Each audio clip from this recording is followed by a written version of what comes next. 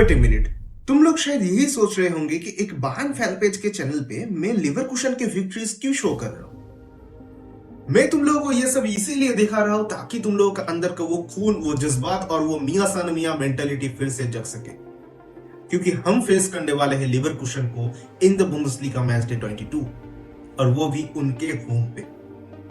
भाई this match will be the title deciding match. अगर हम इस मैच को जीतते हैं तो फिर भाई 11 पॉइंट्स के लीड लेके हम बुंदेसलीगा को यहीं पे खत्म कर देंगे, और अगर हम हार जाते हैं तो फिर भी भाई हमारे पास 5 पॉइंट का लीड रहेगा जिससे भी हम जीत सकते हैं। लेकिन भाई इससे बेहतर और क्या ही हो सकता है अगर हम इस मैच को जीतकर 11 पॉइंट्स के साथ कल के मैच में ही भाई टाइटल डिसाइड कर लेते हैं। That will be the best Bayern way to win the Bundesliga this season. ये वही टीम है जिसने भाई पिछले साल हमें हर्ट किया था, ये वही टीम है जिसने हमें इस साल भी डीएफबी पोकाल में हर्ट किया है, एंड भाई ये वही टीम है जो कि भाई अभी भी हैरी केन कर्स को वैलिडेशन देके रखी है। So it's time to take the revenge. अब दोनों टीम के करंट फॉर्म्स के ऊपर नजर डालोगे तो फिर भाई आपको पता चलेगा कि भाई बुंदेसलीगा में इस साल बायर्न म्यूनिख काफी ज्यादा सही चल रहा है सब कुछ।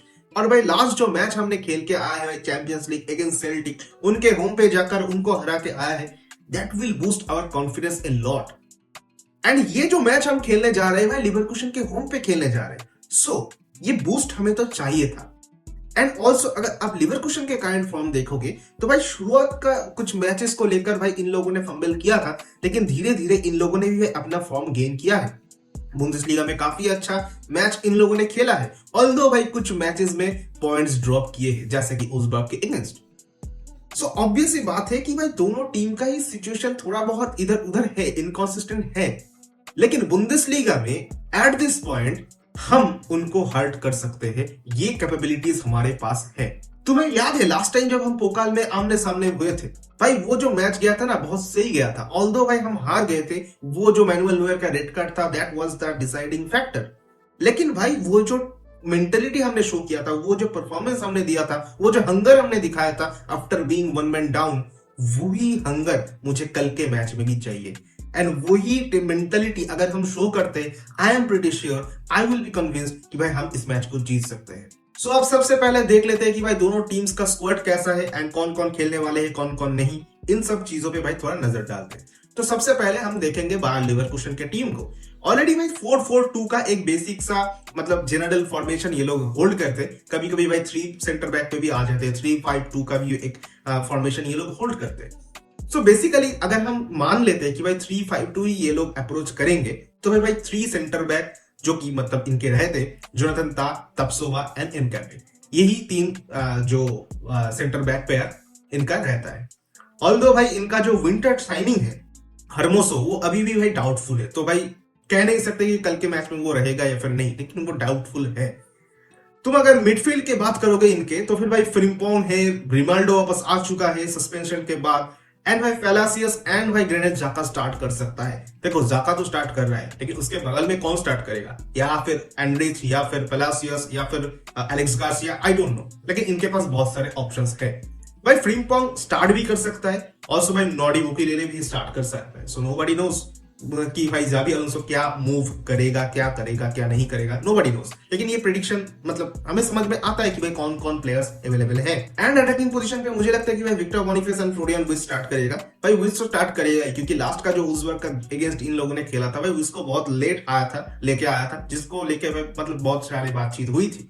सो विर्ट्ज तो स्टार्ट कर रहा है, एंड ऑल्सो बोनिफेस भी मेरे हिसाब से स्टार्ट करेगा, क्योंकि भाई पैट्रिस चीच जो कि भाई मुझे लगता है कि लेटर ऑन द हाफ आएगा, अर्ली भी स्टार्ट कर सकता है। सो भाई बहुत सारे ऑप्शंस, बहुत बढ़िया स्क्वाड डेप्थ इनके पास है।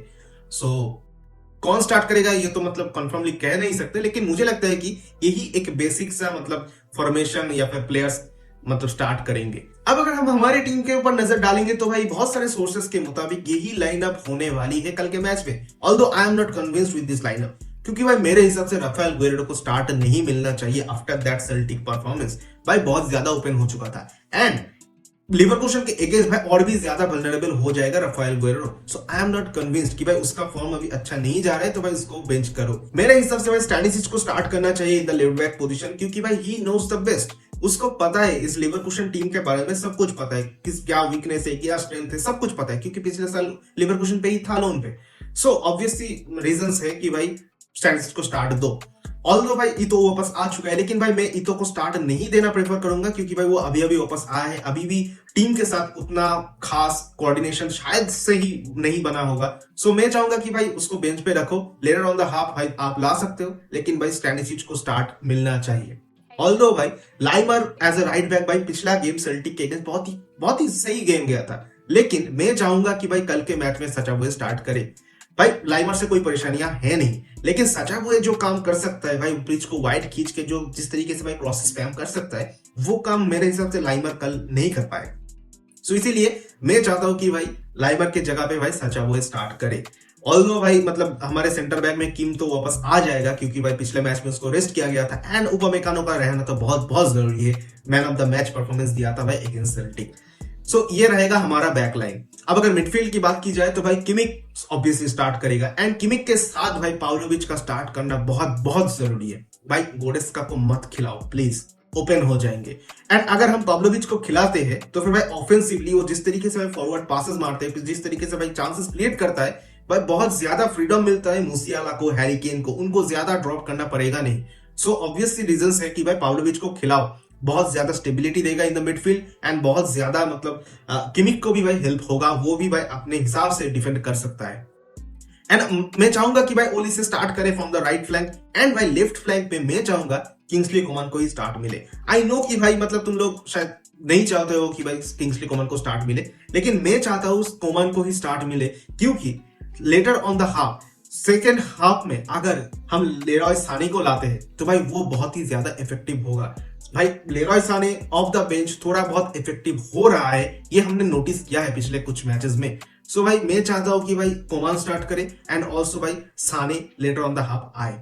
ऑल्दो कि भाई मैं चाहता हूं कि भाई दोनों को ही हम अवॉइड करें, लेकिन भाई मुझे नहीं लगता कि दैट विल बी पॉसिबल, मतलब वो कंपनी बिल्कुल भी नहीं करेगा। देखो भाई मेरा सिंपल से यही मानना है कि भाई हमें मूसियाला को सेंट्रल एरिया से नहीं लेफ्ट विंग पे शिफ्ट कर देना चाहिए, एंड भाई थॉमस मुलर को स्टार्ट देखना चाहिए एज ए CAM। ये मेरा मतलब ये तो भाई मेरा पर्सनल ओपिनियन है, लेकिन मुझे पता है कि भाई कंपनी ये काम नहीं करने वाला है। सो अब क्या ही कर सकते हैं। Anyways Olise from the right flank, Muller from the central areas, and Musiala from the left flank, ये होना चाहिए ideal situation, but it's okay. लेकिन ऐसे इंपॉर्टेंट मैचेस में भाई मुलर का पिच में एग्जिस्ट करना भी भाई बहुत बहुत मायने रखते हैं। सो एनीवेज वो तो पॉसिबल होगा नहीं मेरे हिसाब से। सो भाई जो मतलब कंपनी चाहता है उसी के हिसाब से अगर हम चले तो फिर भाई कोमान को ही स्टार्ट देना चाहिए, एंड भाई लेटर ऑन द हाफ आप लेरॉय साने को लेके आओ, वो बहुत ज्यादा इफेक्टिव होगा, एंड हैरी केन तो भाई रहेगा ही। सो मेरे हिसाब से यही चेंजेस होना चाहिए इन आवर लाइनअप। अब बाकी तो भाई सब कुछ कंपनी के हाथ में है, वो क्या करेगा वो उसी को मालूम है, हम तो नहीं बोल सकते भाई। अब ये तो हो गया भाई लाइनअप के सोल्यूशन, अब कैसे खेलना है। आई मीन देखो हमारा जो दिक्कत रहती है, हमारा जो वीकनेस है, दैट इज भाई काउंटर्स हम कंसीड करते हैं, एंड भाई काउंटर्स पे हम खुल जाते हैं, उस चीज पे हमें ध्यान रखना पड़ेगा। वी ऑल नो कि भाई हम बॉल पोजीशन रखना पसंद करते, ओपोनेंट के हाफ में जाकर बहुत ज्यादा बॉल पोजीशन रखते एंड डोमिनेट रहते, हम वही करने वाले कल भी। लेकिन जब भी हमारे पास बॉल पोजीशन रहेगा, जब भी हम हाई लाइन कर रहे, ओपोनेंट के बॉक्स में ज्यादातर पोजीशन रख रहे, उस टाइम पे हमें ये ध्यान में रखना पड़ेगा कि हम बॉल पोजीशन इजीली लूज ना करें, क्योंकि भाई अगर हम इजीली बॉल पोजीशन लूज करेंगे एट दैट पॉइंट, भाई इजीली हम काउंटर्स कंसीड करेंगे। सो फिर भाई हमें इस चीज पे भाई बहुत ध्यान देना पड़ेगा कि हम बॉल पोजीशन लूज ना करें इजीली। एंड ऑल्सो मेरा रिक्वेस्ट है अपने सेंटर बैक से, अपने डिफेंडर्स से, कि भाई थोड़ा बहुत 2-4 कदम पीछे रहो, ताकि तुम्हें टाइम मिले सोचने का, ताकि तुम्हें भाई रिएक्शन देने का टाइम मिले। जब भी तुम्हें काउंटर्स दिख रहा है कि भाई काउंटर स्टार्ट हो रहा है, टाइम मिले उन लोगों को सोचने का, एंड भाई रिएक्शन दे। सो यही मैं चाहूंगा कि भाई कल के मैच में भाई इंप्लाई हो, एंड ऑल्सो भाई मिडफील्ड का कंट्रोल लेना, अपने पास रखना, that will be the crucial thing. एक और चीज जो कि भाई हमें ध्यान रखना चाहिए, हमारे पिछला जो मिस्टेक्स थे, हमारा पिछला जो मीट्स हमने किया था, एक बुंदेसलीगा में, एक डीएबी पोकाल में, उस दोनों मैच में हमने सिली मिस्टेक किया था, इंडिविजुअल मिस्टेक था। भाई पहले मैच में मुझे आज भी याद है कि भाई रॉबर्ट एंड्रिच का जो वो गोल था, एंड्रिच को किसी ने मार्क नहीं किया था। एंड ऑल्सो सेकेंड मैच में वो जो गोल हमने कंसीड किया था उसमें भी भाई आर्टली शायद था, उसको भी हमने बिल्कुल भी मार्क नहीं किया था। सो इन चीजों पे भाई ध्यान देना पड़ेगा, क्योंकि भाई जब भी ये लोग सेट पीस ले रहे, ये लोग कॉर्नर्स पे जा रहे, काउंटर्स पे जा रहे, हर एक बंदे के पास हमारा बंदा रहना जरूरी है, अच्छे से मार्क करना जरूरी है। थोड़ा सा भी गैप मिलेगा, थोड़ा सा भी स्पेस मिलेगा तो भाई ये लोग शॉट लेंगे एंड भाई चांसेस को बरी करेंगे। And the most important thing कि भाई हम चांसेस तो बना लेते हैं लेकिन फिनिश नहीं हो पाता है। And our players needs to step up man. भाई जिस तरीके से भाई पिछले कुछ गेम्स में मूसियाला का फॉर्म थोड़ा बहुत ड्रॉप हुआ है, कल का ये जो मैच है इसी मैच को में भाई मूसियाला को स्टेप अप करना पड़ेगा। एंड ऑल्सो ओलीसे तो भाई बुनफार फॉर्म में है ही, भाई बिग टीम्स के अगेंस्ट भी ये फॉर्म कल के मैच में भी रहे, यही मैं चाहूंगा। एंड ऑल्सो भाई हैरी केन बोलो यार, एंड हमारे जो विंगर्स बोलो, भाई साने बोलो या फिर कुमान बोलो, भाई इन लोगों को स्टेप अप करना पड़ेगा। So basically what I am saying कि भाई कुछ भी हो जाए भाई जीत के आओ एंड बुंदेसलीगा टेबल को खत्म करो, बुंदेसलीगा को किल कर दो भाई, यही मैं चाहूंगा। ड्रॉ करना हमारा लास्ट ऑप्शन होना चाहिए और हारना तो बिल्कुल भी नहीं है, वो तो ऑप्शन में ही नहीं है। इसी मेंटेलिटी से कल के मैच को अप्रोच करना पड़ेगा। एंड भाई मेरे हिसाब से मुझे थोड़ा बहुत मतलब डर का माहौल तो है ही ऑब्वियसली, लेकिन उतना भी मतलब डर का माहौल है नहीं, क्योंकि भाई हम एक कंफर्टेबल सिचुएशन पे है, बुंदेसलीगा टेबल पे हम एक कंफर्टेबल जोन पे है, लेकिन इसको और भी कंफर्टेबल बनाना है। That is our prime target. बाकी सब कुछ तो भाई भगवान भरोसे, देखते हैं क्या होता है कल के मैच में। लास्ट टाइम जब हमने बुंदेसलीगा में एक दूसरे के सामने आए थे तब भाई ड्रॉ किए थे, एंड भाई पाब्लोविच का वो बैंगर गोल ने भाई हमें बचा लिया था। एंड हमारे होम पे आके उन लोगों ने जिस तरीके से भाई डिफेंड किया था, कल के मैच में वो नहीं करेंगे। कल के मैच में वो लोग खुल के खेलेंगे, क्योंकि उन लोगों को पॉइंट्स की जरूरत है। वो लोग 3 पॉइंट्स के लिए ही कल के इस मैच को अटेम्प्ट करेंगे, तो फिर भाई हमें रोक के रखना है। That is the main thing. और ये लोग जब भी ऊपर चढ़ेंगे, जब भी गोल करने आएंगे, 3 पॉइंट्स लेने आएंगे, ओपन तो होंगे ही भाई। हमें उन चांसेस को भाई बारी करना है, उन मतलब गलतियों को भाई हमें फायदे में लाना है। That is the whole story.